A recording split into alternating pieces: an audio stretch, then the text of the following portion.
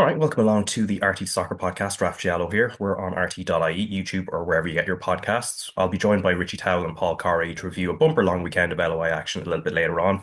But it's also the starting gun for the Women's Premier Division season, which gets underway on Saturday, with a new club added to the league and an unpredictable campaign to come. So on Sunday, I was delighted to be joined by former Galway and Ireland player Méabh and Búrca and our former Girls in Green teammate Shelbourne's Rachel Graham, who was in action in the President's Cup against Athlone the day before. So here's that chat. All right, I am delighted to be joined by Rachel Graham and Maeve de Búrca, and welcome along to both of you. But first, Rachel, I suppose this is recovery day, and this is what it looks like after 70 minutes of action in the Women's President's Cup yesterday. Yeah, look, obviously great day for us. I think we missed out on it 2 years ago in the first ever one. So it was nice to get a win, but look, we're not getting carried away with anything. It was obviously great to win. It was great to be back in Tolka, but look, we'll enjoy it yesterday, we'll enjoy it today, and then it's focused then on the league tomorrow. But yeah, no, it was good. Like we got some debuts. Avian Clancy started, got a goal. She was excellent in the game, brought some new players on, so it was good for them to get a feel of what it's like in Tolka and what it's like to play for Shelbourne. So look, like I said, it's nothing to get carried away with, but great to win, and we'll focus now from tomorrow on with our game against Rovers. Yeah, and of course, that's the starting gun for the Women's Premier Division, and we'll preview that very shortly. But first, of course, this is the first episode we're doing since what happened in Slovenia, the 4-0 defeat for Ireland in Carla Ward's second game. And Maeve, I mean, you were on TV commentary on RT2 and the RT player on the night, and this is a very simple question, but I imagine there's a very complex answer to it. Why did it go so horribly wrong in your view? It seemed like an awful lot of things all went wrong on the night. Yeah, to put it down to one, I think is hard. But yeah, it just seemed like, I don't know, going back to the basics, that the basics just didn't seem to be there. I mean, they can't go from bad players overnight at the same time, like, but it just seemed like a lot of the players are just struggling even with the passing and just getting it from A to B. We had an awful lot of misplaced passes that unfortunately Slovenia capitalised on then, and they were clinical, with their chances. And yeah, the formation, the players probably out of position too, I think had somewhat to do with it. I think we only played with one holding mid as well, whereas we used to play with kind of two to give that bit of like more defensive, I suppose, stability. And I think we were a little bit exposed then on the counter attack in those areas too. And yeah, the likes of players like, say, Kira Carusa playing out on the right, she wouldn't have played there before for Ireland. And although she tried, I think all of the girls put in a shift. That's one thing that, wasn't for lack of trying or lack of effort, but I think maybe just certain kind of things didn't come off. And, Carla will have learned a lot from it, that's for sure. I mean, she didn't have much time with the players as the first camp. So I think hopefully by the time Greece rolls around in April, that there'll be a lot of improvements. Yeah, and Rachel, I suppose on the other hand, what Carla Ward's been trying to do is sort of break up the structure a little bit and give Ireland a sense of invention that perhaps hadn't been utilised first in Vera Pauw's time, and then Eileen Gleeson kind of followed on in the same way. So is that just a natural consequence of kind of breaking those structures that, as we saw on the counter attack, you kind of get caught time and time again? Yeah, look, I think if you go out and play attacking football, you're always going to be left susceptible to a break. But look, I think it was kind of one of them nights as well, where it's just, everything that kind of could go wrong went wrong. And I think the same as like, a really good performance or a really good win doesn't make you a good team. It's the same as one bad performance and one really bad win. It doesn't make it a bad team. I think how we judge them now is how they come in now for these Greece games. And in fairness, they all held their hands up. There was no looking for excuses or pointing fingers. They all said it was all unacceptable. So they know themselves. But yeah, look, I just think it was probably maybe a lot of changes where we're changing our style, and a lot of, positional changes that probably didn't really work. And I think as players, you just kind of, you park it, you get on with it, you get over it, you focus on the next game. But I think for Carla and the coaching staff, there's a lot of learnings there, and probably, eyes opened to a few maybe players who can play in certain positions. And look, I think it's, like I said, just judge it now on the next camp, because it's all been, I think she's only had a week with the team, so it's very hard to work on things and fix things, in a week, or you only have maybe one day after that Turkey game, one or two sessions to work on all these things. So look, an eye opener for the coaching staff, I think, and as players, you just, you accept that, you hold your hands up, but you move on quickly. Yeah, but even given maybe it's a bit different at club level, but in international games, maybe is it hard to move on given the gap of games? I mean, Greece, it's over a month before that fixture kind of rolls around, or it is just about a month actually before that fixture does roll around. Is it difficult to sort of get it out of the system in a way where at club level, you've a game the next week, you can try and set it right? Yeah, I think so. I think yeah, like that you can just get over a lot quicker, and even from the coach's point of view, they can work on it, take a day off and go again, and like that you kind of have the focus on the next game. But yeah, it's probably lingers a bit longer in international. Probably the highs last a bit longer, but the lows definitely do too. And yeah, the girls, I suppose what they can just do is go back, focus, go back to their clubs. And obviously there's the three girls without clubs. Hopefully by the time Greece comes as well, they'll have got sorted. I know Carla had said that the three of them were training with clubs at the moment. So yeah, they can kind of, I suppose in a way just park it, like, and then try to get on with it. And then yeah, when they come back in, hopefully they'll be fresh and ready to go then. Yeah, and how important is it then, Maeve, for Carla Ward to sort of hold sort of in-house games, just with the domestic play or home-based players, basically, to sort of, I suppose, prove that she is kind of monitoring them as well.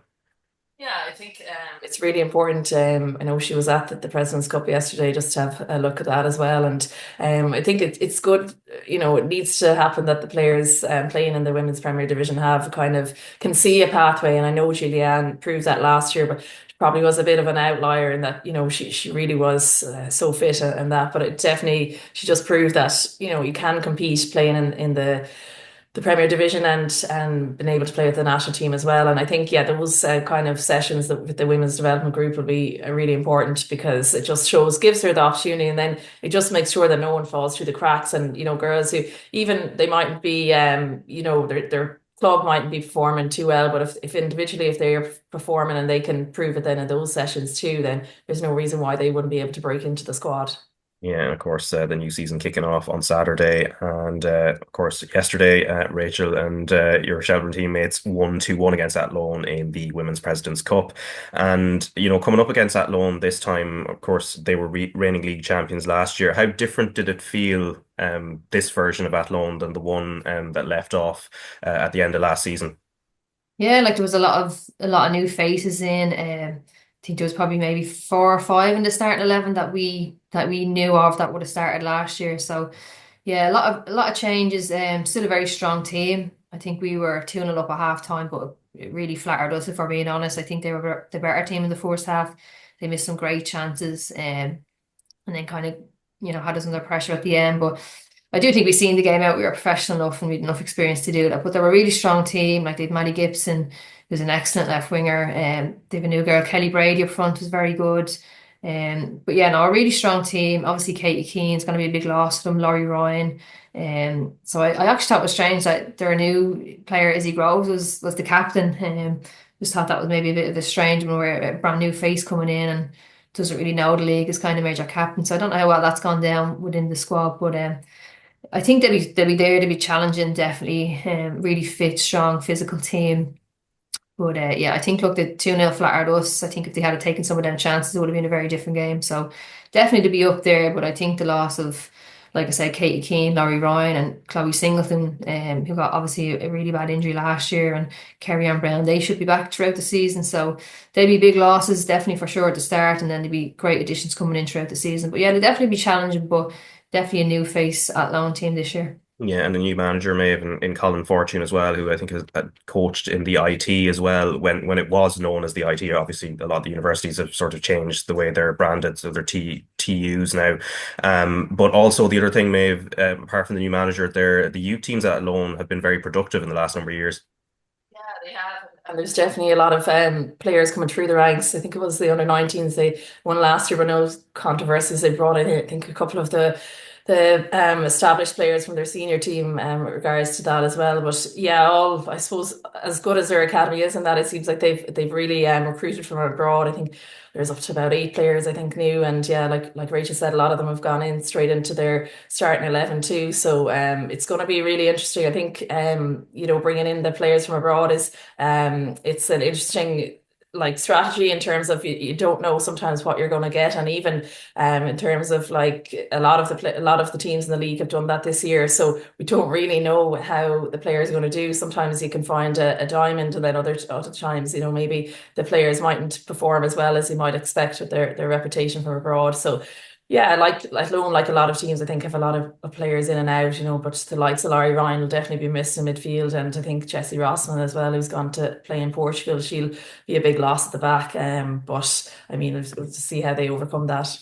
Yeah, and Rachel, your captain, Pearl Slattery, was at the launch about a month ago for the entire league. So I know you were only listening to her yesterday, I'm sure, on the pitch and in the dressing room, but let's just listen to her here again when she was speaking to us at the launch. Biggest thing for me is now getting more bums in seats, and that we make that consistent across the league, and you do that by exciting football, and I think it's grown every year and it's great to see. And yeah, long may it continue. As I've said, like I'm around a long time. This will be 10th year at Shell's coming into this season, but it makes you not want to leave the league, because it's every year it's just getting more and more exciting. You love it. A few of the games last year, some of the crowds are like, I remember playing up in Galway one of the nights the year before up in Sligo, and the atmosphere and stuff was just incredible. And they're the moments that you nearly pinch yourself some of the days in Tolka or in Tala at the stadiums. You're like, as a young girl, like growing up or early on in the league, I would never imagine this was possible. So you want to keep yourself in the best health, best shape that you can play as long as you can, because you'll be many years out again. That is Shelbourne captain Pearl Slattery. And Rachel, does that sort of resonate with you as well? That thing of like the league has been growing and growing and growing, and you've all had to make a lot of sacrifices maybe many years ago to get to this point,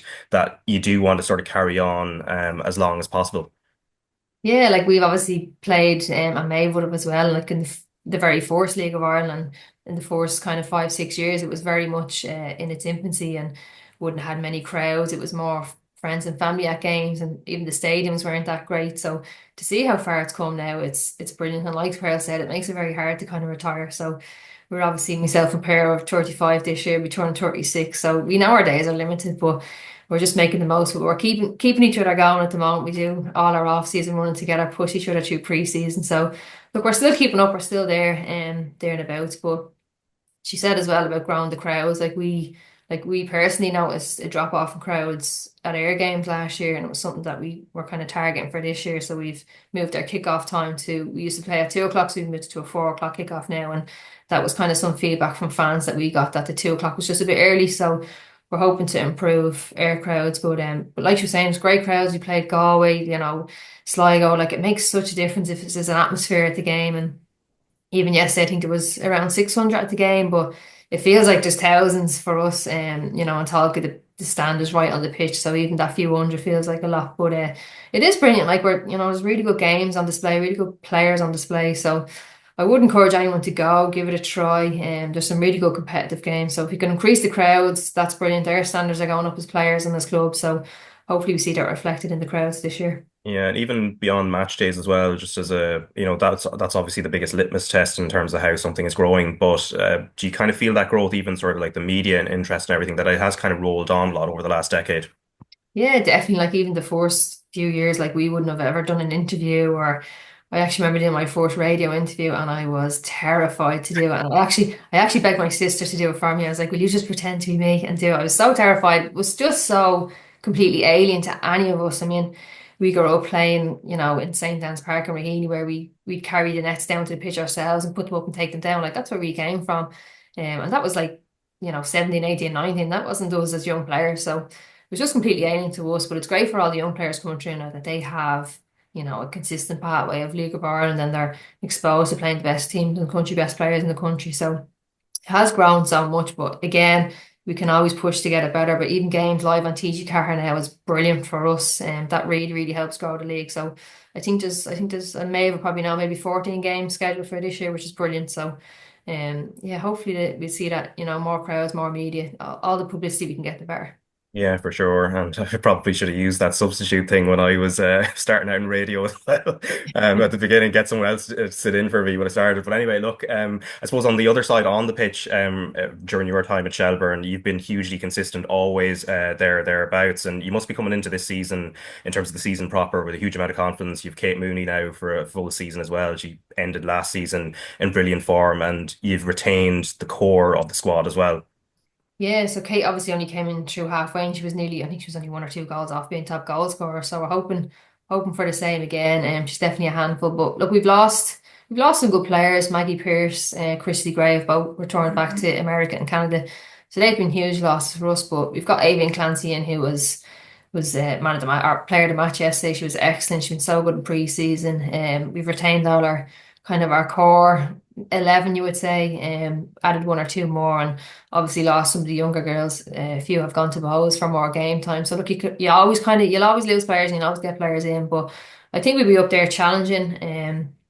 I think we've always kind of been consistently challenging, which is something we've really proud of. But yeah, I think no different to this year. I think we'd be up there. We had a bit of a slow start to the league last year, which is something we're wary of now. So I think we lost 1 game last year and still wasn't good enough to win the league. So we know it's every week we need to be on it.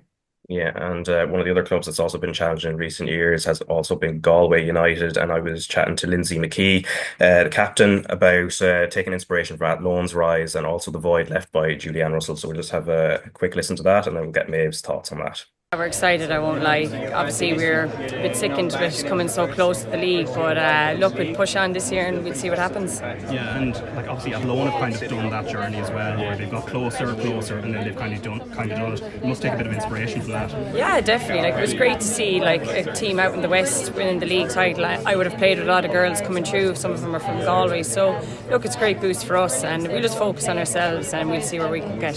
Yeah, and obviously Julianne retiring. Like, can you just talk to us maybe about more what she's like behind the scenes and what she has been like and what an inspiration she has been as an international. Oh, she's so down to earth. Like, she's one of the nicest girls you'll ever meet. Like, even when the whole Ireland thing happened, the exposure, she was just like, what's going on? Like, she was just so laid back about it all, and she's very funny. She's actually hilarious, so she's going to be a big loss for us. Like, the younger girls coming through, they were like a sponge listening to everything she did, and the way she trained was unbelievable. So it was just great for them to see to that level that you need to get that. But yeah, she'll be a big loss for us on and off the pitch.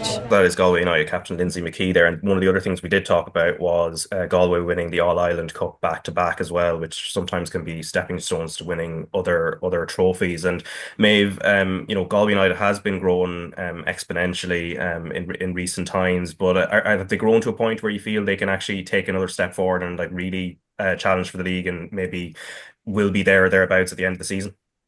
Yeah, I think so. They're definitely moving in the right direction. Obviously, Julianne is a huge loss this year, but as well, Jessica Berlin, the goalkeeper, I think she was really solid between the posts last year, and you can see it with all the top teams. They've a top goalkeeper, and she will be replaced this year, obviously as well. But you have the likes of Nicole Nix coming in as well, and Jane Merrin, so they will have plenty of options. And Abigail Ronan as well, I think, is available too. So they've options there. The likes of Jamie Erickson as well is gone, but then Shauna Fox will be in at the back as well, and Niamh Farley I think will be a huge addition for Galway in midfield.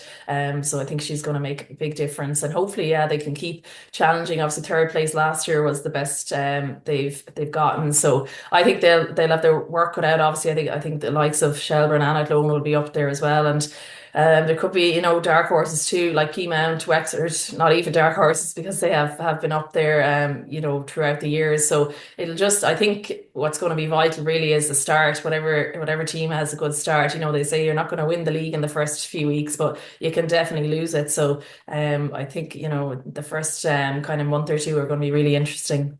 Yeah, and Peamount have been rivals of yours, Rachel, in recent seasons. Obviously, they didn't have the great season last year. Shamrock Rovers a couple of seasons ago were challenging and thereabouts, but kind of fell away.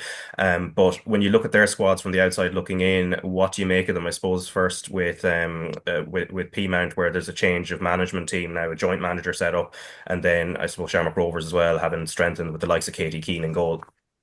Yeah, like there's obviously been a lot of new managers as well, and Peamount is one who's have lost James O'Callaghan. Like, I don't know how many years he was there, but he had to have been the longest serving manager. Has done so well under them.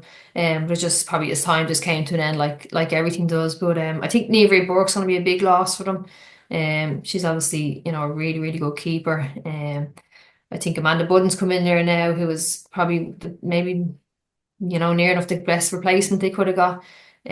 So hopefully that's not for them. It's not too big of a loss, but I definitely think Niamh Burke, even her experience, she's played international football. She's won, I think, 6 leagues. I mean, you can't really, that's any young player coming through has to look up to that.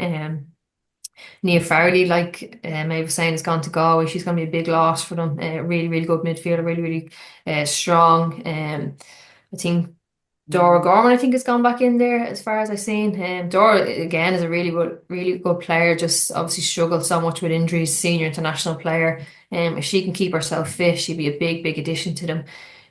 But I think, they finished sixth last year, which is, for them would be hugely disappointed. Having gone from winning the league to sixth is really unheard of. So I think for them, they'll hopefully learn from that, and that has to hurt, so they might use that hurt to kick on in games this year. So Liz, it's really hard to motivate yourself to win a league second time around. So maybe that's what happened. The Champions League might have took it out of them. We don't know. But look, they're a really strong team. We've always had really tough games. That's kind of one of our oldest rivalries, I would say, within the league from the first year going on.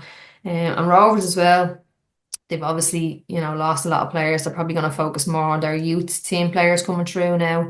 They've lost Shauna Fox, Amanda Budden. God, I can't even remember who else has gone out. Leah O'Leary's gone to Bristol.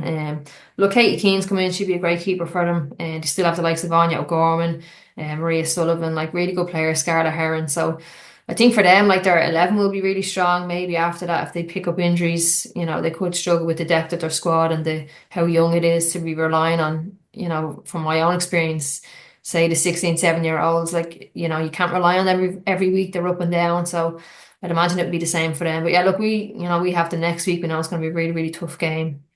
We expect nothing else. I think they'll finish higher than they did last year. But yeah, a lot of players out, and I just think they're focusing now on the youth coming through, because they have a really good underage system, to be fair. Yeah, and maybe you mentioned Wexford as a potential dark horse, and I suppose the return of Ellen Malloy, and then coupled, they've also a new manager with Sean Byrne in there as well. That they look like they're going to be stronger than last season when they actually did. They kind of grew into it last time round. Yeah, they did. I think for them, having Ellen Malloy back from Sheffield will be a big, big help, and Aoife Kelly too, coming from Shamrock Rovers. I think that they're two really big players. Yeah, they've going to have lots of changes in and out. Obviously, I think Maeve Williams went to Waterford, the new team, and Aoibhinn Clancy, obviously, to Shells is a big one too, and Ceola Bergen went to Galway. There's a ton of them really, as well as Jane Merrin. But I think under Sean Byrne they'll probably be revitalized a little bit, maybe. Sometimes changes are good for teams, and I think they'll be disappointed with their season last year, although they did come good. It was one of those where they just had a really rocky start, I think, and then they went on a good run of form, but it was just too late to have an impact on the title race, really. But I think they'll be ones to watch. I think even in terms of a cup run, they've plenty of experience in the cups as well, so they'll be definitely a big threat this season. Yeah, and then below that as well, Maeve, I suppose Treaty United, they definitely made a step forward last year, so it'll be interesting to see their trajectory. But also Cork City, you have a familiar face coming back in charge as well. So there's a couple of clubs in the south of the country that will be kind of quite intriguing to see. Yeah, definitely. I think for Treaty, again, their keeper, Annie Alec, she's gone, as well as a few of the players who would have featured last year, but they definitely have a lot in. They've players in from Iceland, from Lithuania, as well as America and in other places too. I think they got a couple of the younger girls from Shamrock Rovers too, and but they'll definitely be a big threat. I think Sean Russell there will be. I've heard good things that he'll be he might be one to bring a bit of continuity. I think maybe to Treaty, because they've been kind of maybe up and down a little bit in terms of coaches coming in and that, but they have a good structure, I think, behind them. With Mary Curtin and Ciara McCormick as well, been involved heavily behind the scenes at the club. I think they're going to bring a big presence to the league again. I expect them to be trying to push towards the top end of the table now this year as well. And like you said, Cork City back under Frank Kelleher, he's plenty of experience around the league. Again, lost a couple of players, like Alex Mendes went to Aberdeen, and Becky Caston back to Wexford, as well as Orla Mahoney, I think, went abroad as well to play. But they have the likes of Lauren Holman in as well. She played a lot of camogie with Cork, so I think her experience will bring a lot to them this year. And it's good to see Fina Bradley, she'll be back as well with them too. She's a good player coming up through the ranks. So I think I think Cork like that, they haven't performed, I think, as well as they would have liked after winning the FAI Cup there a few years ago. I think they'll be again probably targeting either the All Ireland Cup or the FAI Cup as well. Yeah, and then Sligo Rachel, I mean, they've again, it's another case of a manager that has been there previously coming back in Steve Feeney, and then Bowes, I imagine, will be interesting as well. You mentioned a couple of players that they've signed from Shells as well, so again, very unpredictable as to where they might end up.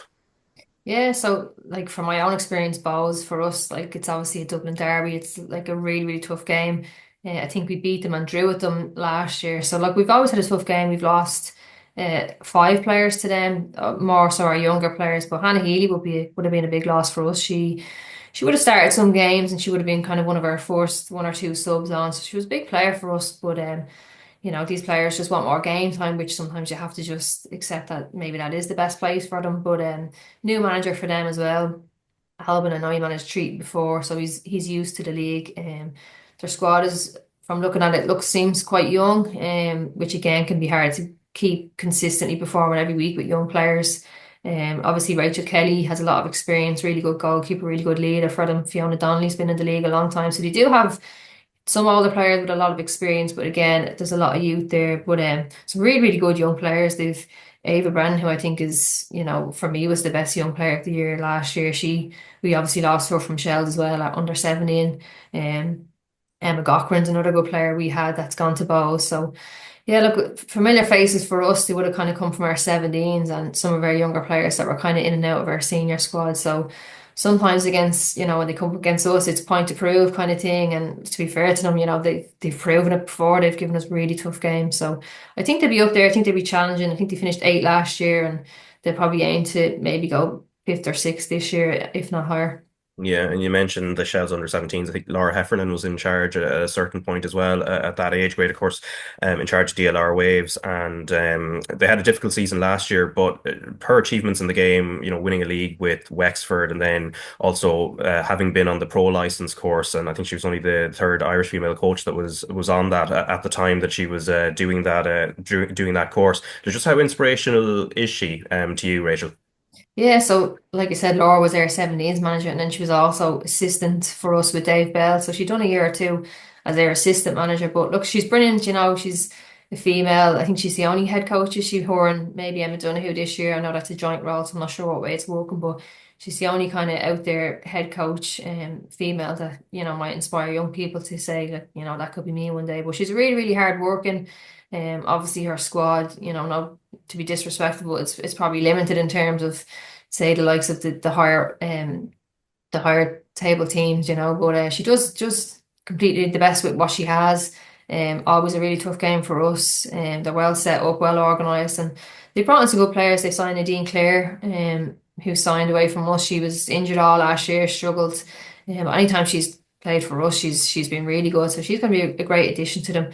And they've also brought back Michelle Doon, who I think she's come from Peamount. She's a very good player. She would have previously been at DLR, so she'll slot straight back in. She's another good player for them. So look, I don't think they'll be, winning the league or challenging, but like that, a cup run could be something they're setting their sights on.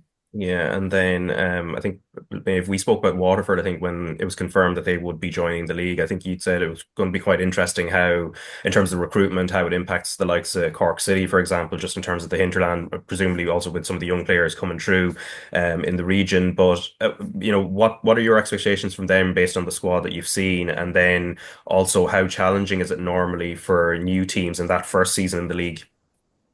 Yeah, it's definitely it will be a challenge for them, I'm sure. But they seem to have recruited well anyway. They have the likes of Maeve Williams came from Wexford. I think again, good to have a solid keeper in there.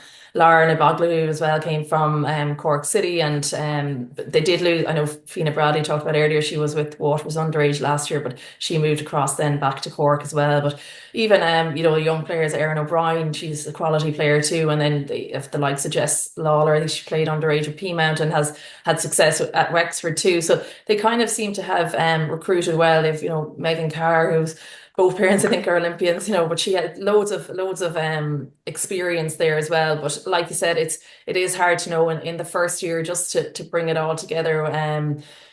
can be tough, and it can be a struggle. We saw many teams struggle, in the opening couple of years of the league, and that's when I think they just need to have patience, all those kind of involved, with the club. Obviously, hopefully they do get off to a good start, but it's not easy in the league this year. We obviously it's not easy to predict, but it is definitely for sure. I think will be the most competitive of all seasons, because obviously in the past we have seen there have been big gaps between the top and the bottom, but I think that's slowly closing as well, and we're not seeing that as much as even in other teams, other leagues in the world. We see that a lot, but it's one thing, you can't really say at the Women's Premier Division any team is capable of taking points off the top teams. So, it'll be interesting to see how Waterford go in the first year. Yeah, and I think the ultimate goal, and this was spoken about, obviously in the men's game, they're talking about third tier, and that seems to be moving a little bit closer.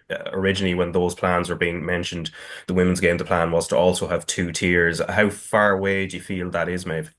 Yeah, I think those plans are definitely in place, but I personally don't agree with it. I don't think we have enough maybe quality throughout the country yet to have a second tier of women's football. But not even that. It's the cost also involved. You wonder how many clubs would want to commit to that. The players who want to commit are playing already in the Women's Premier Division, but there's an awful lot of good leagues, local leagues around the country too, and the girls, then they have that outlet, like local players here, they're able to play while also having a good balance too in their own lives. But I don't know how many clubs would want to be traveling up and down the country week every second weekend to play matches. So it will be interesting to see how that pans out. I just don't know. Yeah, like I said, I don't know if we're there yet, ready for the second tier. That the league itself, has progressed since it started in 2011, and I think it's a really good product now that they have. And I think it's going well. Like, I think we just need to keep nurturing the Women's Premier Division. But like I said, if players want to compete, there's an avenue there for them to move in from the local clubs up through the ranks. Particularly now with the academies in place as well, which I think are really a good success.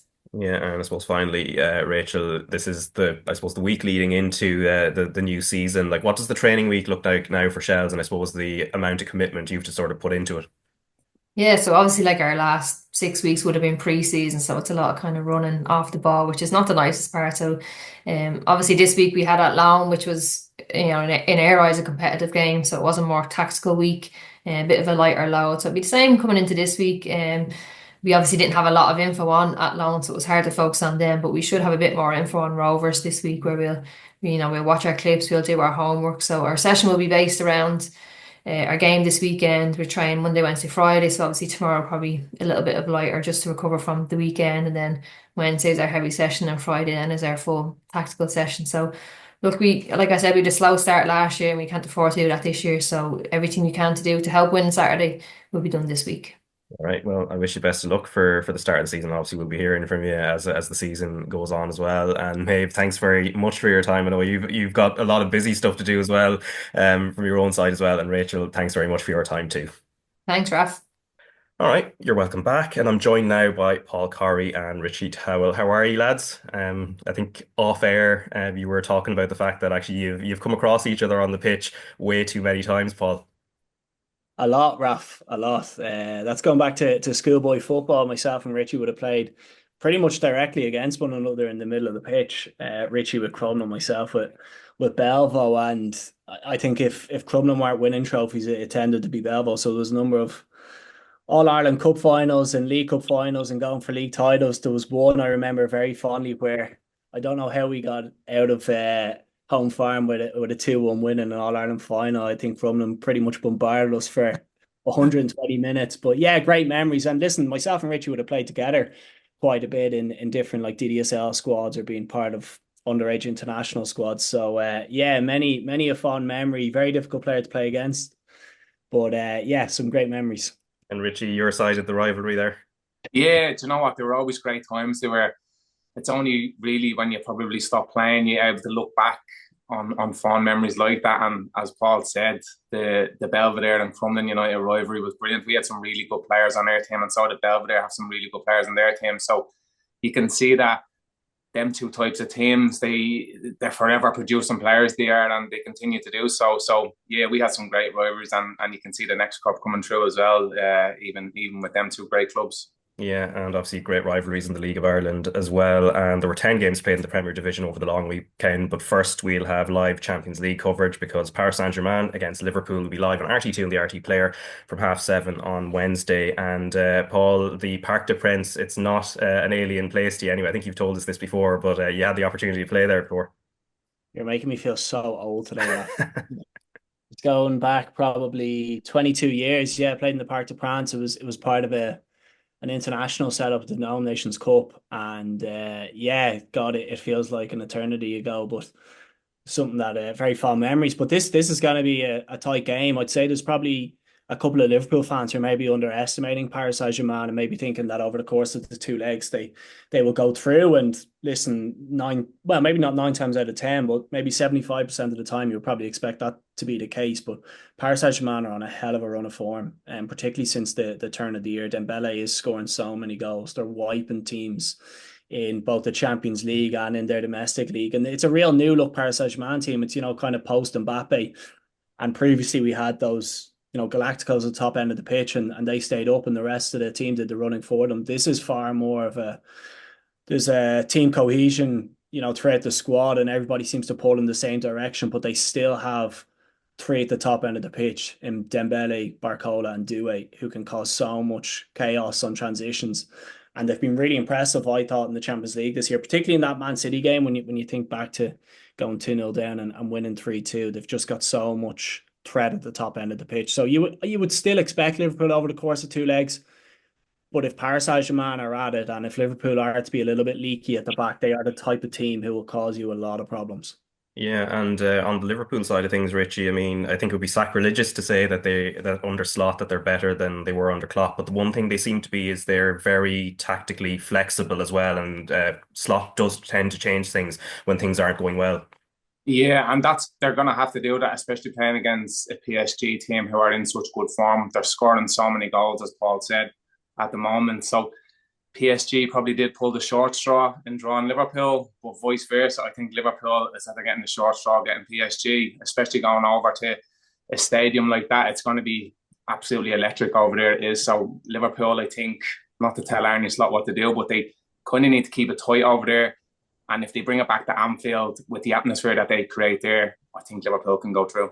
Yeah, so looking forward to that on Wednesday, RT2 and the RT Player. And then now we're going to talk about League of Ireland and looking at the Premier Division table. What we're going to do here is we're going to go team by team, but we're going to go in order of where they are in the table. So Waterford fans can look at the table and be extremely happy after that long weekend. So Friday night where they went to Derry and they won 2-1, and then Cork City last night in Munster Derby where they won 2-1, came from behind. Of course, Cork had a Freddie Anderson sent off as well. But looking at the performances over those two games, Richie, that Waterford put in, I mean, you can point to Padraig Hammond and Tommy Lonergan, who all played their part in that. Kyle White as well, who scored in both games. But Conan Noonan seems to be the player who's coming out of it with his credentials burnished. Yeah, do you know what? I'm absolutely delighted to see Conan Noonan doing so well. He was a player I played with at Shamrock Rovers, and unbelievably talented player.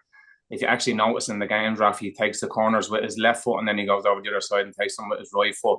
So depending on what you want, Keith Long has a real asset there. He does, even with free kicks. If you want an in-swinger, he can do it with his left foot. If you want an out-swinger, he can do it with his right foot. So it's great when you see somebody getting the opportunity to shine and then going on and grabbing that opportunity with both hands, because that's exactly what he's done so far. And obviously you can see how well Waterford are doing. They're just oozing confidence at the moment they are. So it'll be great to see them continue, because I have a couple of friends that are playing there, so it's nice to see. Yeah, obviously he teed up the first goal against up in Derry for White, and then of course for Radkowski as well, who was lurking at the back post from a free kick, as he said. His delivery, depending on which foot, and on that occasion was with the left, was brilliant, and then of course he was central again to the win over Cork. But defensively, would that be one area that Keith Long might want to I suppose iron out a few issues there, Paul? Yeah, potentially, Raf. I thought at times, looking at them last night against Cork, you maybe felt if Cork were a little bit more accurate or precise with their final ball, that Keating and Maguire could have got in a couple of times, and Alex Nolan as well, who was really impressive. And maybe when they are going forward, there's a lot of quality there, but I felt particularly the back three of Leahy, Boyd, and Rakowski looked a little bit exposed on transitions, and maybe that's a part of the pitch that if you're Keith Long, you look at maybe trying to get a bit more protection, whether that be from your centre midfielders or just the back three being a little tighter. But I can't imagine he'll have too many complaints, particularly off the back of the last two results. To go to Derry, who had the second best home record in the league last year, and pick up a win, and then particularly last night coming from behind, there wasn't any major panic once they conceded the first goal. Alex Nolan could have put Cork 2-0 up. But after that moment, Ralph, I thought they controlled the game, particularly from the middle of the pitch, dictated the tempo, controlled possession. And you felt with the players like Richie has mentioned, with Noonan and Lonergan and Padraig Hammond, you feel like they'll get a chance. And the first goal is probably everything you need to know about Padraig Hammond. He probably hasn't got the legs to stretch teams in behind, but his movement is so good for the first, just come off the shoulder of the centre half, come back on side, and then such a brilliant finish for the first goal, and then he's directly involved in the second. You feel like he'll have enough to kind of score goals and keep Waterford in games, and if they can kind of marry the two of being a defensively a little more solid, they could improve on what was a pretty impressive year last year. And Keith Long looks as if he's got players in the building, the likes of Andy Boyd, who's got fantastic experience of just marshalling a back three or a back four. You know, things could be positive there for them. Yeah, and Waterford have Bows at the RC on Friday, and they beat Drogheda United, sorry, I should say, beat Bows last night to put themselves second place. Alua with the early goal in that, which actually proved to be the winner, and that was off the back of drawing 1-1 at home to Galway United on Friday night. And Drogheda, obviously, Paul, ticking along very, very, very nicely, and it seems to be there's a real directness to the way they play, and even quick thinking. Not even so much directness, but the speed of play is something that's really standing out. The quick thinking of Darren Markey in the game against Galway United, and then even last night, how quickly they got the ball back into the box for the phase of play that led to Alua's goal. Yeah, and Alua took it really well. I mean, it's so easy to just snatch at the ball and skite. He's let it run across his body, and he's really done the centre half, and he's finished it off incredibly well. But it might have to revise a couple of these predictions from the beginning of the season when it comes to Drogheda. I mean, naturally enough, people would say they've probably got one of the lower end of the table when it comes to resources. But what we are seeing from Kevin Doherty's team is they're exceptionally drilled. Like last year, they had the worst defensive record. They've now played 4 games, Raf, and they've only conceded 1 goal, which is very, very impressive. It'll give you an understanding as to how well drilled they are, how well set up, and how difficult they are to break down. And when you do that, when you keep clean sheets, you always give yourself the opportunity of creating at the top end of the pitch. And listen, I think from my perspective, I was a little bit worried losing Piero at the top end of the pitch and how many goals he contributed, but they seem to have made up for that. And to your point around being direct, they're happy enough to mix it up. Like far too often, I think in football, you know, teams are trying to be a little bit too predictable and play through the thirds. Actually, when you mix it up, and that's maybe why we're seeing a lot of teams playing with a front two, is you cause people problems and you cause back four problems, and the game gets stretched. And yeah, they've done particularly well. I mean, to go to Galway on Friday, or sorry, when to play Galway at home and get a point is not a bad result, and then to back that up with a win in Dalymount Park against Bows, who were in need of a result, is a testament to that squad. And you just look around the personnel they have, whether it be Ryan Brennan or Shane Farrell or different players who've been around the league, you get the feeling that they're going to graft out results and they're going to get points when they need to. And they've been in positions before where they've, you know, maybe been sucked down towards the bottom of the table and they've gotten out of it. And that experience is something that they can lean on when it comes to getting results. And Kevin Doherty has them so well set up, and defensively are far more solid than they were last year. So it's an incredible start. I know we're only 4 games in, but it really is an impressive start. Yeah, and Shane Farrell, as Paul mentioned there, has been very impressive. Richie, I suppose I remember the time where you know, Damien Duff sort of dug him out after a red card, and maybe it was there was sort of maybe an uncertainty where his career was going to go. He obviously goes on and becomes part of a Drogheda United Cup winning team, and he seems to be just increasingly influential and at home in that in Kevin Doherty's team there. Yeah, you can see the trust that Kevin has put in him, and obviously following on from the cup final last year, Drogheda as a team and as a club have just really progressed. They've obviously switched from part-time to full-time training.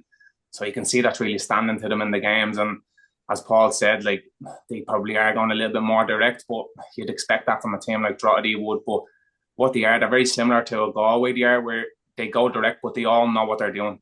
And when they do it, everyone's on the same hymn sheet, and they're getting support to the strikers, and they're scoring goals and keeping clean sheets. So Kevin is doing an absolutely fantastic job there with the resources he has. And if they continue the form that they're in, they'll do really well this year. Yeah, and Shell's obviously opened the season with back-to-back wins, and then now have had back-to-back one-all draws. But of course, taking in the caliber opposition, Richie, you were at Tolka Park for the one-all draw against Shamrock Rovers, which I think there's a huge anticipation about, given the two teams that are involved. What do you think Damien Duff will take out of it? Obviously, there might be a sense of maybe they could have won it based on how they started and how they finished. But what did you make of the game, and I suppose the tactical side from the Shell's point of view? Yeah. Shelbourne started the game really well. They did. The first 10, 15 minutes, they were really dominant. You could see they came out with real intent in the game. Shamrock Rovers then got to grips with it. They had a lot more possession. They obviously scored their goal then themselves, and they really grew into the game. But at half time, Damien actually made a tactical change, and he kind of put Harry Wood a little bit more central and went to wing backs, and they really dominated the game then from the second half onwards. And if there was one team that was going to go on and win it, it probably was going to be Shelbourne. You can even see with the substitutions that Damien made, he was putting on attacking players, he was. And you probably see vice versa, the substitutions that Shamrock Rovers made. They brought on Gary O'Neill just to try and tighten it up a little bit, because they probably felt momentum was swinging in Shelbourne's favour. So, yeah, listen, I think the draw was the fair result on the night, but maybe Shelbourne will probably be a little bit more disappointed out of the two teams. Yeah, and at the same time though, Paul, a one-all draw Galway United, far from a bad result. It's actually probably a good point in the context of how the season will probably roll out. But again, there's that sort of directness to Shells, as you were talking about, with a couple of the previous teams, particularly Drogheda, that seems to serve them well, even though Sean Boyd didn't start yesterday. Yeah, and you could see the problems that they cause Shamrock Rovers. On Friday, obviously, Joe Martin is coming at the top end of the pitch, and he's another option that they have.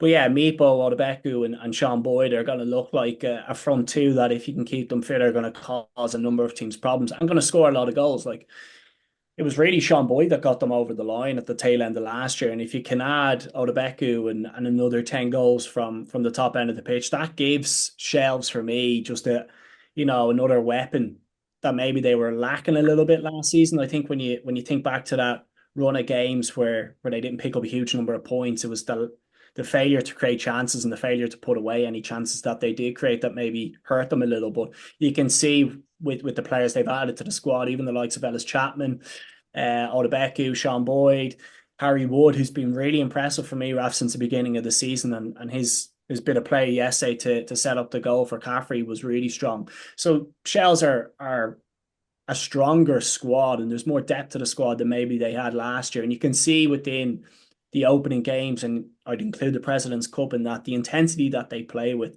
they're out of the blocks really quick again this year, and the results that they've had are actually very good results. I know they've had 2 draws, but a point at home against Shamrock Rovers isn't a bad result, and a point on the road at Galway is also a good result. They play Drogheda, they play Cork, and they play Sligo in their next 3 games. I think they'll fancy to get 9 points from those 3, and if they do, they will be the one setting the pace for other teams to keep up with. And I'd say there's a real confidence within the squad and Damien Duff that, listen, they're here to kind of push again for another league title. When a lot of eyes were naturally being drawn to St. Pat's, the way Shells have started, they are the team that are really kind of setting the standard for everyone else to follow. Yeah, and Pats, who all eyes were on maybe at the start of the season, did start slowly, but they seem to be back on track now. First, it took a bit of a thriller at home to Sligo Rovers 4-3 to get their first win of the season, and then they followed it up with a good 2-0 win over Derry City last night, with Aidan Keena scoring a brace both from the penalty spot, which makes it 5 goals in his last 3 games, if you include the Galway game before that as well, where he scored that Bergkamp-esque sort of goal. But, Richie, I suppose people will look at the penalties and think, statistically, and they kind of go, oh, well, they're just penalties. But actually, the role he plays in winning the second penalty, but then also leading to the first penalty, actually just shows his all-round game as well, and his ability to take a shot early too. Yeah, Aidan Keena has been incredible. I think we've seen with his goal against Galway, the technical ability he has with that touch and finish. There's not many strikers in the league that can do that. And then you marry that with his work ethic and his goal scoring abilities. He's going to be a real handful for any defence in the league this year. And we obviously touched on Stephen Kenny not pushing any panic buttons after obviously drawing the first game, losing the second game. And you can see they're nice and calm on what they're doing. They had to get back-to-back wins, scoring 6 goals, only conceding, well, they conceded 3 against Think that I'm sure they want to eradicate that. But yeah, you can see that Stephen has been there and done it, and he's nice and calm. Obviously, they're missing quite a number of players as well. They are, especially in the midfield area. So I think when they get bodies back, they're going to be a real force to reckon with. In terms of the fluency in the midfield, obviously Chris Forrester, Paul, was missing for most of the first couple of games. I think bar the very, very end of the Galway game. But he played 27 minutes in the Sligo game, and then he played the full 90 there last night as well. So is it a coincidence that maybe that fluency is starting to come back just as he sort of returns? I mean, he's going to be a massive part to what they do. He's so comfortable on the ball. He's able to link it, I guess, between your back four and your front players.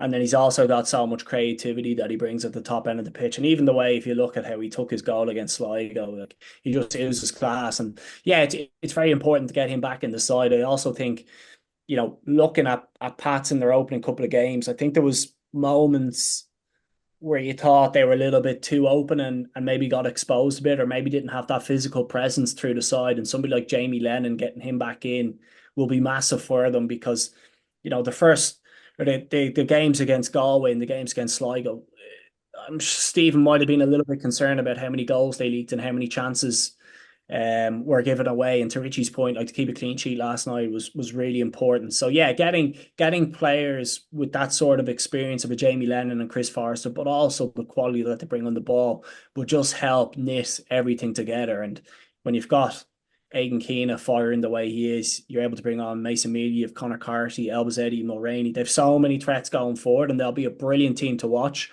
Very in the mould of Stephen Kenny at Dundalk. It's just ensuring that, I guess, when everybody's going forward and you're lovely and expansive, that I guess you have that security of a centre midfielder like a Jamie Lennon to mop up in front of the back four, and you've got 2 centre halves who are going to be aggressive in defending, and it'll click. And I expect that they'll go on very good runs of form at some point through the season, like they did at the tail end of last year, just with the amount of quality that they have. And we shouldn't forget, like, he's brought a lot of players in over the last 9-12 months. There's an element of gelling there as well. But yeah, looking really good. The result last night and the result against Sligo was so important heading into the game against Shamrock Rovers on Friday. And with the players that they have, and if they click into gear, a lot of people will probably have them favourites, Raf, heading into that fixture, and there'll be a real belief amongst that squad that they can go to Towell and get a result. Yeah, what's your thoughts on that game, Richie? Just between, like, as Pats come back into form, and we will talk about Rovers a little bit later on in terms of where they're at, because at the moment they're bottom of the table, although mitigating circumstances. There was one game obviously called off the previous week. But what's your expectation from maybe slightly more from the Pats' point of view? Yeah, look, I think St. Pat's will be really looking forward to the game. They're obviously off the back of 2 really good results. Shamrock Rovers are off the back of a draw and a defeat, and they're obviously having to have a long journey down to Sligo, a long journey back, disrupted sleep, disrupted recovery. So, listen, it's going to be a really tough game for Shamrock Rovers. And I think everybody, I don't know if they kind of expected Shamrock Rovers to have this start, because they had the prolonged season last season, which then ate into their pre-season. So it is a bit disruptive for Shamrock Rovers. They obviously had the European game that they were really concentrating on as well. So I think normally Shamrock Rovers are known for their slow starts. Obviously, I was there when we done it a couple of years, and we ended up winning a couple of league titles off the back of slow starts. But as we found out last year, and as they could find out this year, if they don't click into gear pretty fast, then it might be an uphill battle that they can't climb back to. Yeah, and those trips back, just as you mentioned, the disruption to sleep and everything else, like, say for Sligo Rovers players going down to, say, Cork City, or they're going to Dublin, or vice versa, Rovers going to Sligo or to Cork or Derry or wherever it is. What's the kind of logistics of that like from a player's point of view? Yeah, it's a bit of a nightmare, to be honest, Raf, because obviously, realistically, after a game, you want to get hydrated, you want to get fuel back on board as soon as possible, and then the most important thing is sleep. And if you're not getting back from Sligo till 2 or 3 o'clock in the morning, a lot of players at Shamrock Rovers have kids. They're still up at 7:30, 8 o'clock in the morning to probably do the school run. So it is a really disrupted sleep that you get, and it does affect recovery and it does affect performance. I think we've seen already with the amount of injuries that they've probably picked up due to the travelling to Molde and places like that. You just like to hope that it doesn't happen again on Friday night. Yeah, and Paul, in terms of, sleepers and that within a squad, like I'd be a sort of very bad sleeper, and that's always been like something in my life. It's always been a bit of an issue within football. Is that a bit of an issue with players where they're like, you do have players in squads maybe where they're not necessarily insomniacs or anything, but it can be they have difficulties on that side.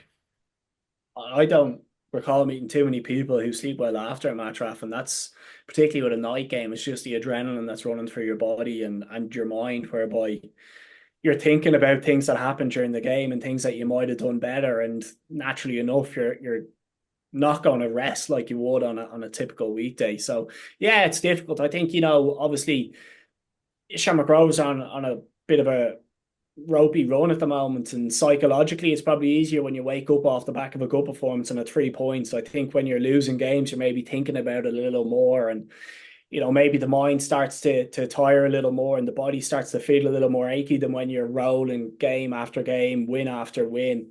So there's a lot of questions being asked of Shamrock Rovers at the moment. And yeah, listen, you feel for them in the sense that they didn't really have much of a preseason. They had to juggle the European games, but it's vitally important that they get a win pretty soon, and they get a big win just to kickstart things and to get over that bad start that they've had. And to Richie's point, like, you can't afford to let St. Pat's or Shells to get out in front, whether that be 6, 9, 12 points ahead, because they've more quality in their squad this year, and they're probably not going to slip up like they did last year. So yeah, there's a bit of concern there. I'd have a bit of concern amongst the Shamrock Rovers squad at this moment. I don't think they're playing at the level that we have seen in previous years. And even just looking at the starting 11 last night, if I was on that Sligo team, I'd probably look at it and go, we've an opportunity here to turn them over. And I don't think there would have been too many times over the last 12, 24 months where teams would have had that thinking going into a game.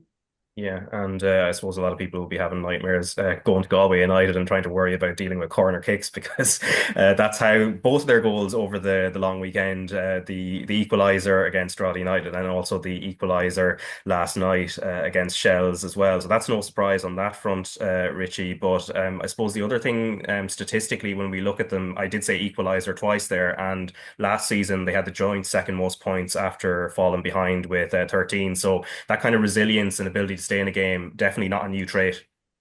Yeah, we touched on that last week, didn't we, Raf? And you can see the culture that John has created down there. They're really fighting for each other. They are every minute of every game, whether it's defending, they're defending as a group. And then as soon as that ball goes forward, they're getting up to Hickey, they're getting around them, they're getting shots off, they're getting crosses in the box. There's not too much of this tippy-tappy football with John's teams. They like to get the ball forward, they like to get shots off, or they like to get the ball out wide. And when they do get it out wide, the one thing they do is they get so many numbers in the box. And if they get numbers in the box, then law of averages, they're going to score a lot of goals, which is what they have been doing. And as you said, especially from the likes of set players and that, you can see that they're well drilled. They work on them a lot because they get the just rewards from the goals they get.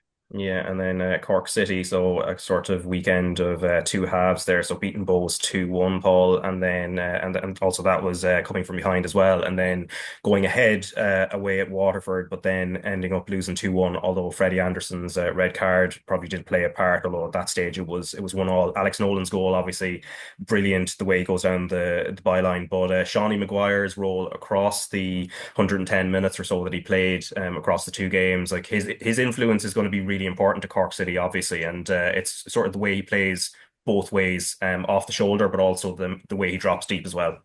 Yeah, he's very good at coming in and linking the play. I actually played against Shawnee when he was 16 down in Waterford, and I remember at that moment of time just being such an admirer of how good he was, his close control, his touch, and he's never lost that throughout his career. So he's able to play both roles, whether it be coming and linking or playing off the shoulder. And really, when he went off last night with his hamstring injury, they started to lose that bit of control from the middle of the pitch.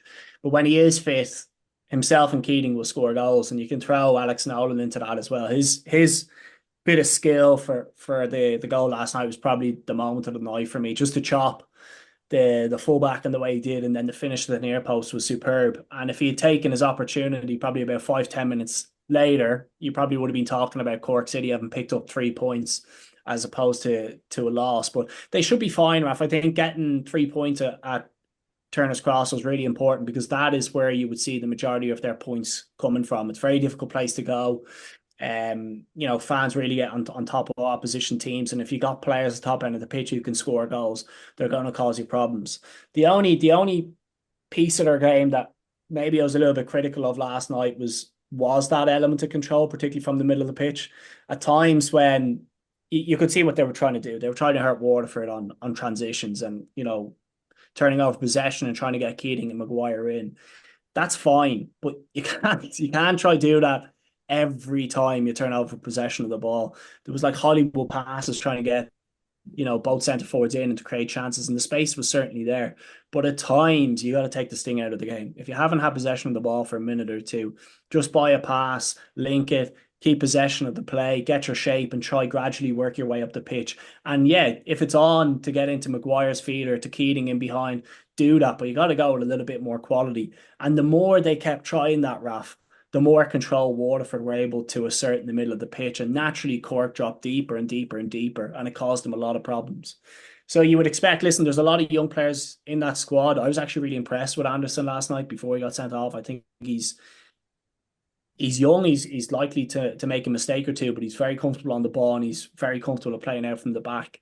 You would expect the likes of himself and the other players in that team who may be part of the First Division last year will have to come up kind of a steep learning curve, and that will probably happen with time.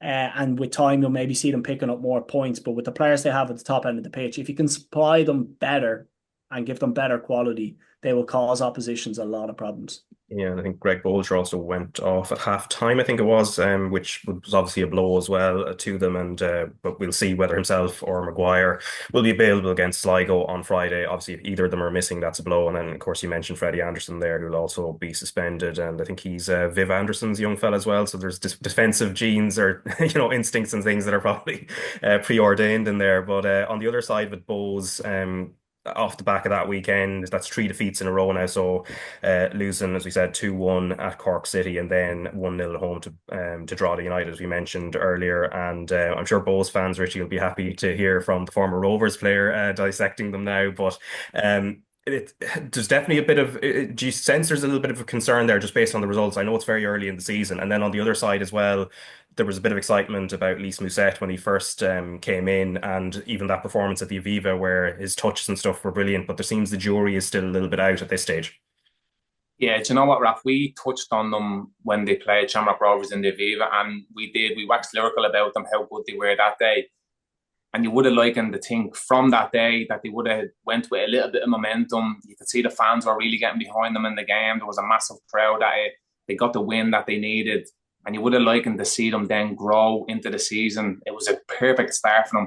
And they've actually done the complete opposite. They've went 10 steps backwards since then. They have obviously 3 defeats in a row, and 3 defeats against obviously Cork, Drogheda and Derry. Yeah. Like Derry haven't had the best start either. So 3 defeats against teams that you would have expected them to pick up points. Like, they still have to go and play Shells, St. Pat's, Shamrock Rovers, again, obviously away from home. Like, these are really tough games for them. So Alan I listened to what Alan had to say after the game yesterday, and he said they have a lot of work to do, and you can see that. Obviously, the first game, we thought that it was all clicking into place, but everybody knows with the adrenaline of playing in the Aviva, 33,000 at the game, there's not really much that you need to get players up for. But when you're going and playing Cork away or Drogheda at home, that's when you really need your players within the dressing room to get behind each other and really get them fired up for it. And you can see they're probably missing that at the moment. Yeah, and Paul, even looking at I suppose at both ends of the pitch at the moment, if we take the Drogheda game in isolation, so and even the Cork City game, I suppose the Maguire goal, balls into the box seem to be a bit of an issue. I know Cornwall was missing last night because he was sent off at the end of the Cork game, and then a lot of their chances against Drogheda seemed to be coming from distance as well, so there wasn't that much, they weren't sort of building their way through the thirds as effectively maybe as they'd like.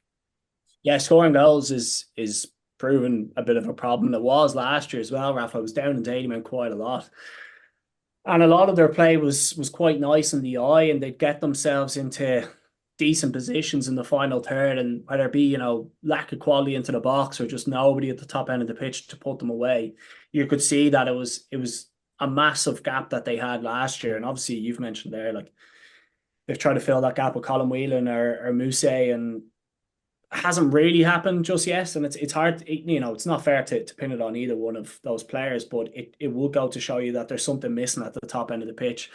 2 goals in 4 games would have to be a bit of a worry. And for Bowes and for Alan Reynolds, their home form has been absolutely diabolical, Raf. Since the 20th of April, they've won 1 game at home. And, this is in front of Dalymount, which is packed every single week. And my fear would be is that if they continue to lose games, like, Alan Reynolds is going to be under pressure to start getting results, and there's going to be a lot of pressure heaped on the players to turn things around. And when that pressure is heaped on people's shoulders, you don't play with that same sort of freedom, and maybe the performances don't add up as well. So they gotta find a way to start getting results at home. You would actually think the opposite of both. You would think that, they're struggling on the road, and Dalymount is such a difficult place to go, that that's where they're picking up the points. It's absolutely not true. And a lot of that is to your point around failure to score goals, or failure to score or create chances in the final third. And at times they've let in really sloppy goals, whether that be from set pieces, second balls coming into the box, not meeting with enough aggression. It's time for Bowes to get back to basics. And there'll be no excuses for this squad. They've had a full pre-season. The majority of players that are in that squad today had a full pre-season with that management team. And it's time now that they start getting results on the pitch. A lot of positive things are said about the club, and they deserve all those credits, but they have to start getting results on the pitch. Other teams are going to start pulling away. Like I mentioned before, Pats, you've got Shells. You would imagine Shamrock Rovers will click at some point. Bowes have to start coming into these conversations. It can't be a situation where we're at the summer break and people are saying, well, Bowes aren't in, with a chance of pushing for, first place, second place, third place. It won't land well with the fans at Dalymount. They've stuck with the team for a large period of time. They've brought in a lot of players. Unless they start getting results, pressure's going to start being heaped on that squad. Yeah, it's more of a question, Paul, as well, isn't it, though, that the fact that if we go back three years ago as Shells were coming up, where both clubs were, Bowes would have been viewed as being ahead of Shells, or just been promoted, and that maybe that kind of sticks in the craw a little bit. Yeah, it does. And, since they got rid of Keith Long, it's hard to see much improvement within kind of results or how they play. And they've spent a lot of money bringing players in who are no longer at the club, and they've maybe kind of terminated those contracts early and moved them on. And obviously Declan Devine was in, they've got Alan Reynolds. There's been a lot of change, but we're yet to see huge amounts of success off the back of that change. And to your point, when you look at Shells, who've recruited really well, obviously Damien Duff came in during that period of time. They've almost put the building blocks in place season by season. You could see what it is they were trying to achieve and where it is they were going. That's very easy to kind of sit back and admire what it is they've done, and they've had good recruitment along the way. Bowes don't feel as if, like, it is at times hard to see where they're going. Like, Tierney was a brilliant signing, Devoy was a brilliant signing, bringing these players back into the club who know exactly what it means to play for Bowes. You've got Buckley and Cornwall back in off the back of last season.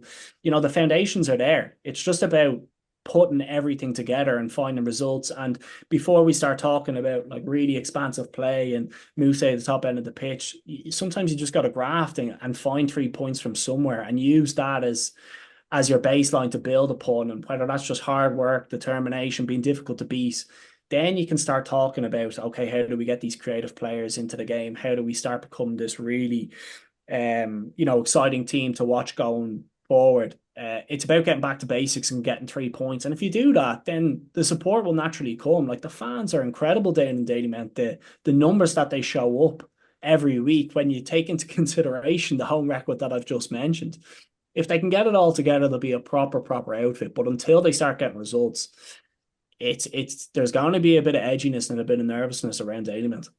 Yeah, and then Sligo Rovers coming into last night against Shamrock Rovers, a game obviously we've touched on a little bit, Richie. They'd conceded 10 goals in the three defeats that they'd had prior to that, so probably nobody would have given them much of a chance last night. But remarkably, they bounced back even when after Graham Burke equalises, they still find the winner, and that's from John Mann, and it's a set piece. And because they brought in a set piece coach in Jesse Acterson, who's Canadian, whenever I'm watching any Sligo Rovers highlights or games now, I just seem to fixate on the set pieces. But he would have been delighted, I'm sure, looking at the way they got the winner in the end.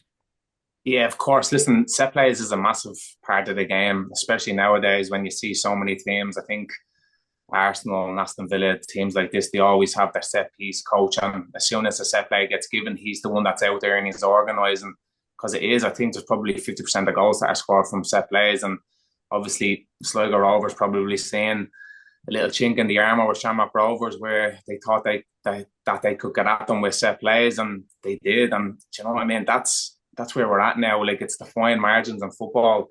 By all accounts, the game was really tight. It was. The pitch wasn't great, but them fine margins are what wins you games. And for Shamrock Rovers, they'll be bitterly disappointed with how they've gone and lost the game, because it could have been one where you probably take a draw, you get down the road, you're back into a home game against St. Pat's, a Dublin derby, and you can look to get 3 points. But now they're off the back of a defeat, and it's backs against the walls a little bit for them now.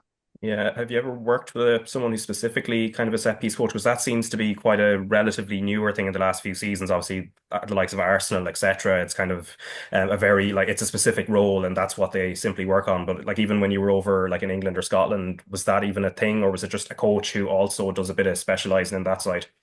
Yeah, I've never had a set piece coach, to be honest. I think it's only a really new thing at the moment, and I think for the likes of Sligo Rovers to have a set piece coach is incredible, because especially with the finances in the League of Ireland, everybody's trying to get as much bang for their buck as possible, and to have a set piece coach that's solely there for set plays, that's a bit unheard of, especially in the League of Ireland. So it'll be very interesting to see how it works out for Sligo Rovers this year, and I'm sure if they have massive success like they did last night against Shamrock Rovers, that other teams might perk up a little bit and think maybe this is something we need to do too.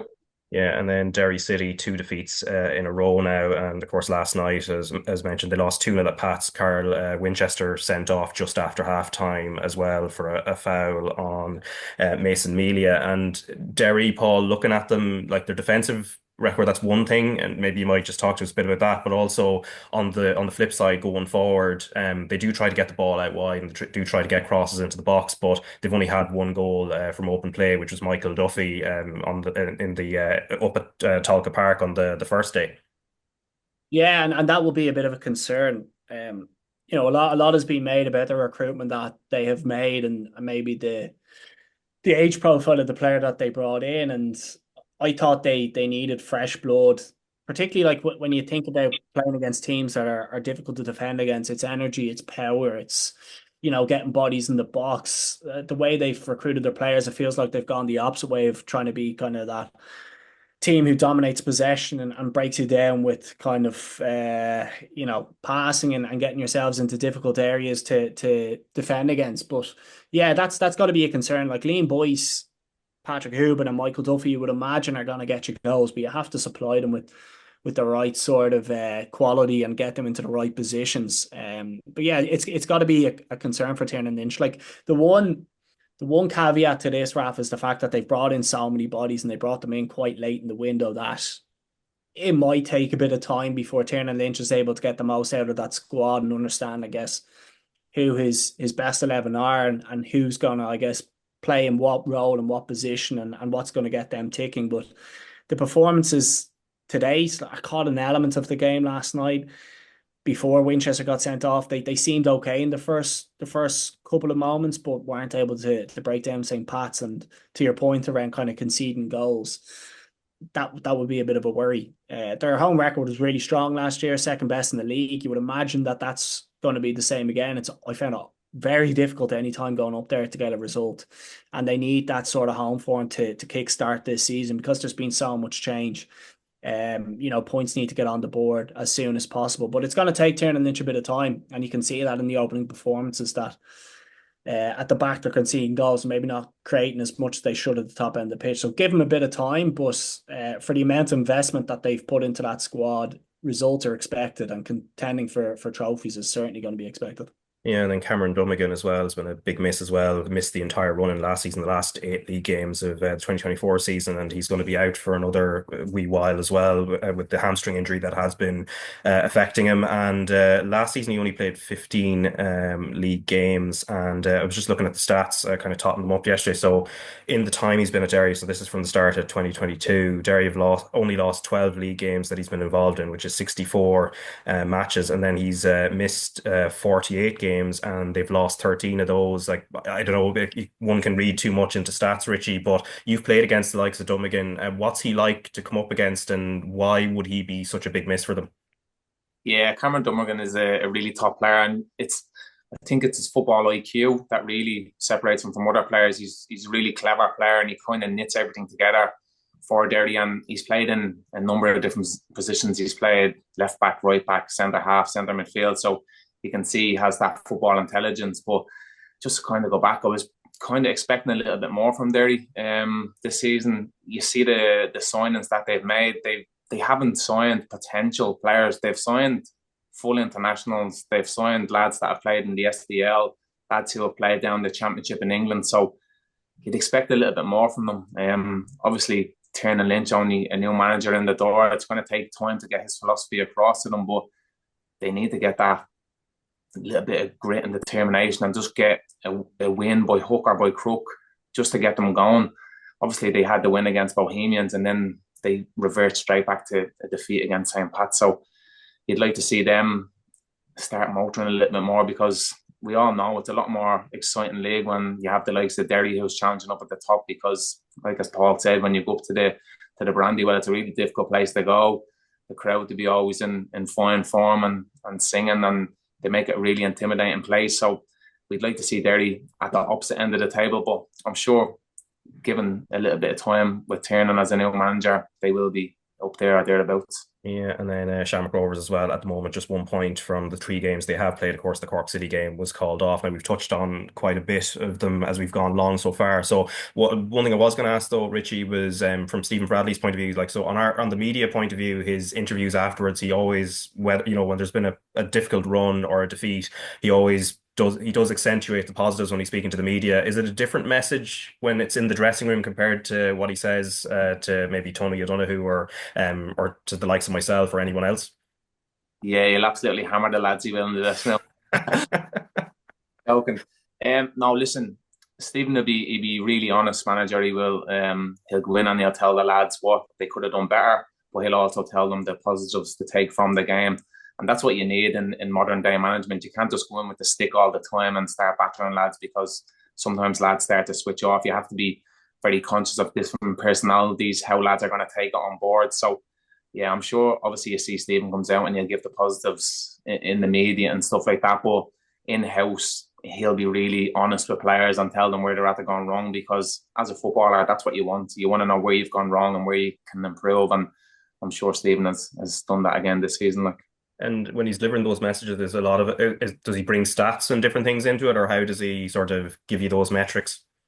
Yeah, he is. He's really big on stats. He is really big on trends of football and how games are won and lost. And even I know when Glenn Cronin used to do our set plays, he used to have all the stats of like front post, middle, back post, where the deliveries are going to come in from and stuff like that.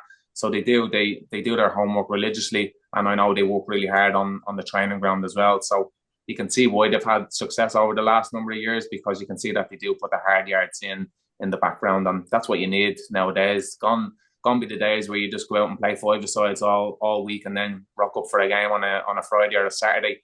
It's a lot more detailed now. Lads are getting information on their opposition a couple of days in advance, what positions they play, what formations they play, where their threats are, where their weaknesses are. And that's where you need to go, and that's where you need to be at if you want to progress and you want to win things in football. Yeah, I'll ask him for stats if I ever do another post-match interview, and then he can politely tell me where to go, which is perfectly fine. But the other person I did want to bring up was Rory Gaffney as well. Played half an hour across the two games at the weekend.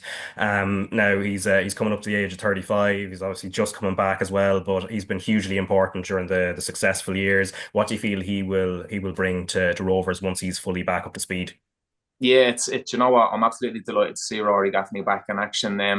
He had a really tough year last year. I sent him a text when he made his first appearance back, because at his age, when you have an Achilles injury and a knee injury in the same year, sometimes that's the beginning of the end. So it's great to see him back on the pitch, and I think he'll be crucial this year once he's given a little bit of time, because he's going to need that, Raf. You know, like he's had to been out for the guts of a year now. So once he's given the time, I'm sure we'll see the best Rory Gaffney. And when you see the best Rory Gaffney, you kind of do see the best Shamrock Rovers as well. So kind of works hand in hand there. Yeah, and then one of the other stories that emerged late last week was Liam Burke, sorry, who took to social media and has since deleted posts to share his criticism of Rovers, part of which was related, in his view, to a failure to contact him after he had joined Shelbourne on loan or in the postseason, although he had actually made similar points in March 2024 in an interview to the Irish Sun. And Shamrock Rovers put out a statement countering that, and they said, prior to the recent mutual cancellation of the player's contract, Liam underwent surgery on an injury picked up whilst playing on loan at Shelbourne in 2024. The surgery was performed in the UK by a leading specialist at the cost and expense of Shamrock Rovers. Liam is on record with the club stating his gratitude and thanks for the support he has received from the club during this period. The sentiment was also echoed by Liam's advisors, who were also on record for thanking Shamrock Rovers FC for their professionalism and approach to the player's formal exit from the club.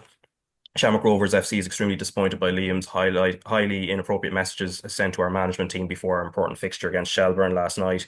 We note that these messages were only posted after the player received his financial settlement from the club in lieu of his mutual cancellation.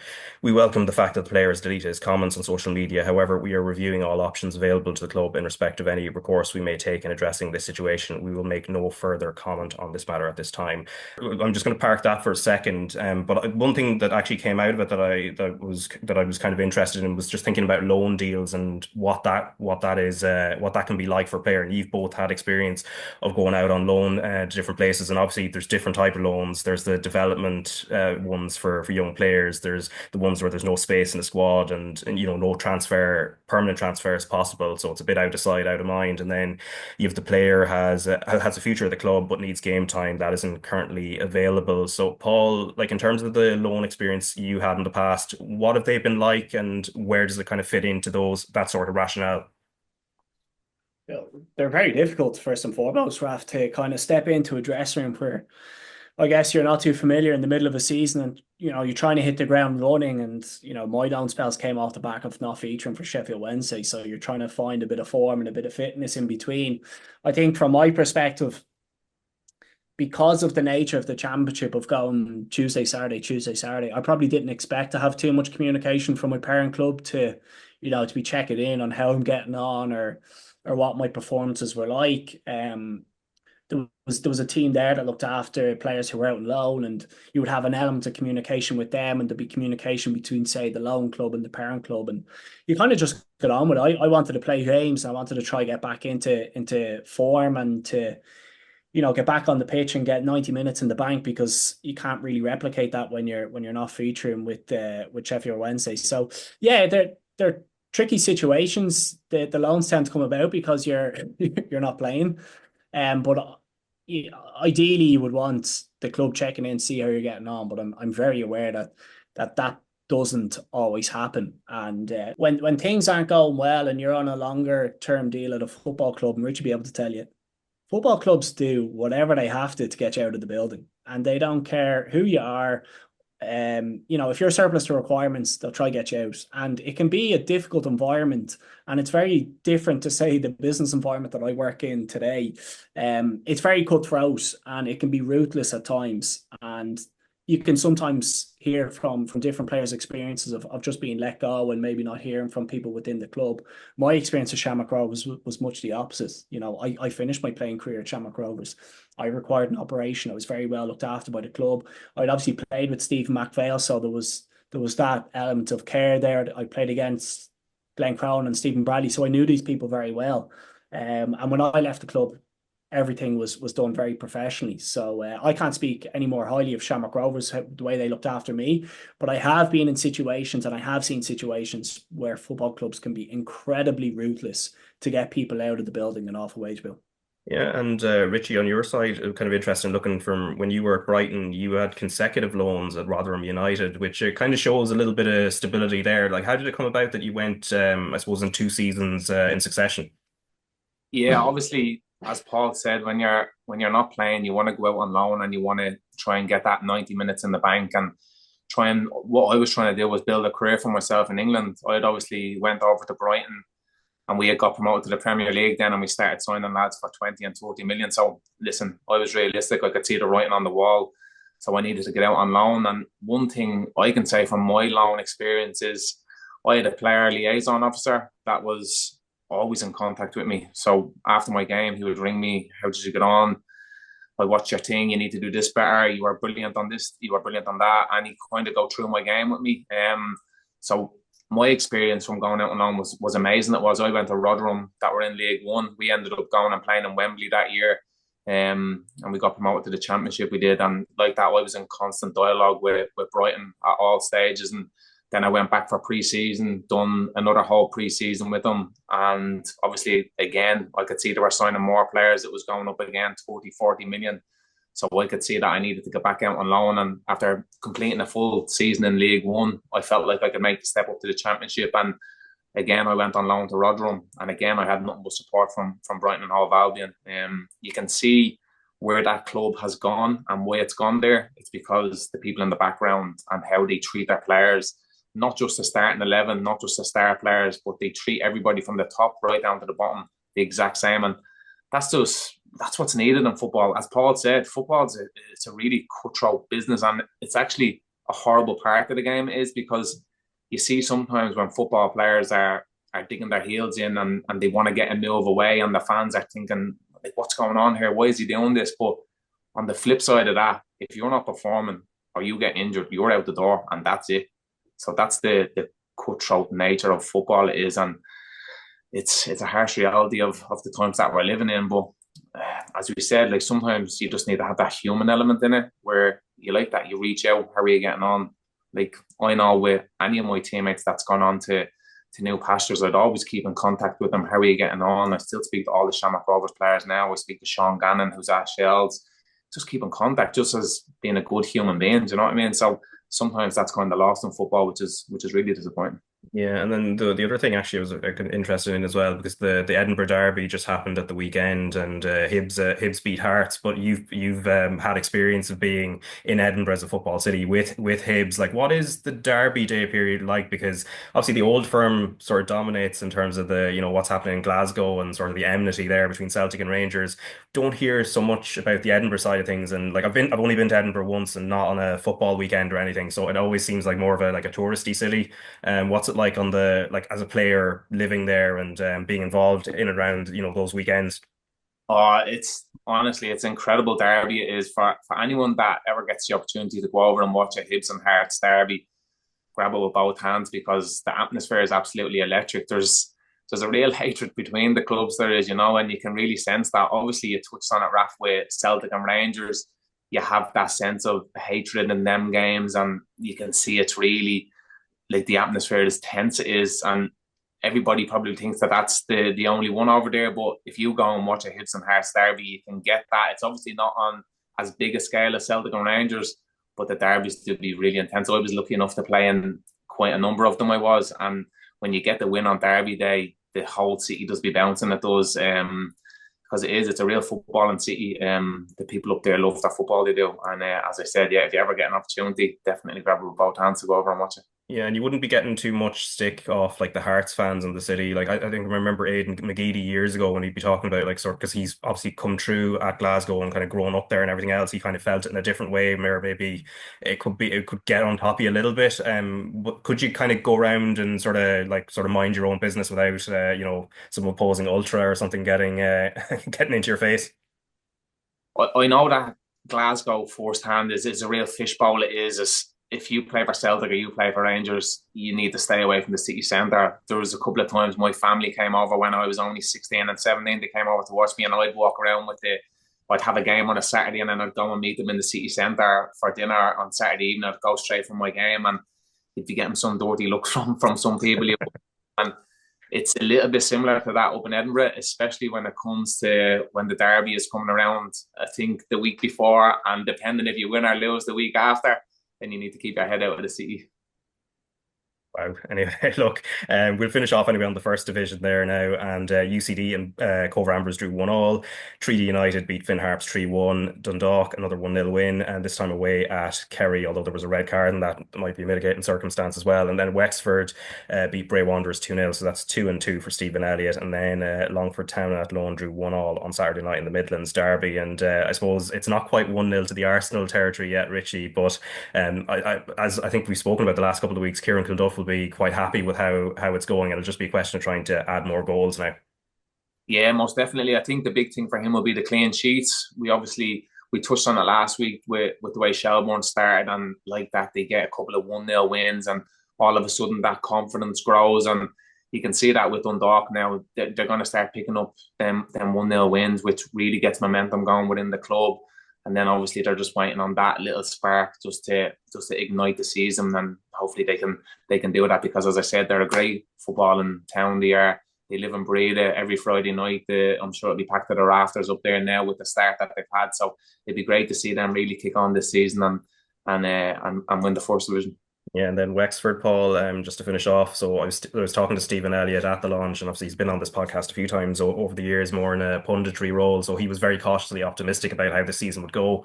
They've only played a couple of games so far, because one game got postponed during the second week games just due to the weather. But so far, clean sheets in both games they've played, 5 goals scored in those two as well. And it seemed to be all Wexford in that game against Bray Wanderers as well. So very positive start for him, for somebody who's obviously played for his country and kind of coming back and giving something back to the league. Yeah, outside of the Dundalk story, I think people will be very curious to see how Stephen gets on, and for those reasons, Raf, that you mentioned, like incredible career playing in the Premier League. It's probably one that doesn't get spoken about enough. Met Stephen quite a bit doing work like this, and obviously got a very strong football mind, and went into St. Pat's working with some of the younger players there, so has gradually, I guess, put the piece of the jigsaw together before he's decided, right, this is a good opportunity, a good time for him to take his first steps into senior management. So very curious to see how that goes. The start has been fantastic. Can't really ask for much more from that perspective, but you can imagine that he's drilling his ideas into that side and putting, his experience of his playing career into the way that he sets his team up. So brilliant start. Let's see how he's getting on over the next couple of weeks, but definitely one that I think people are curious to monitor over the coming weeks and months. All right, and that is it for this week's podcast. Of course, a reminder, anybody who is free on Wednesday, blockbuster game on RT2 and the RT Player from 7:30 Wednesday, and that is the PSG Liverpool first leg. But we'll be back on Monday to review all the action from over the weekend. We'll also hopefully be joined by someone from the Ireland senior men's setup too, but we'll keep tabs on that and let you know closer to the date. And then thanks to Rachel and Méabh earlier for popping on and previewing the Women's Premier Division season, and also thanks to Paul and Richie. Lads, thanks very much for your time, and we'll chat soon. Thanks. Cheers.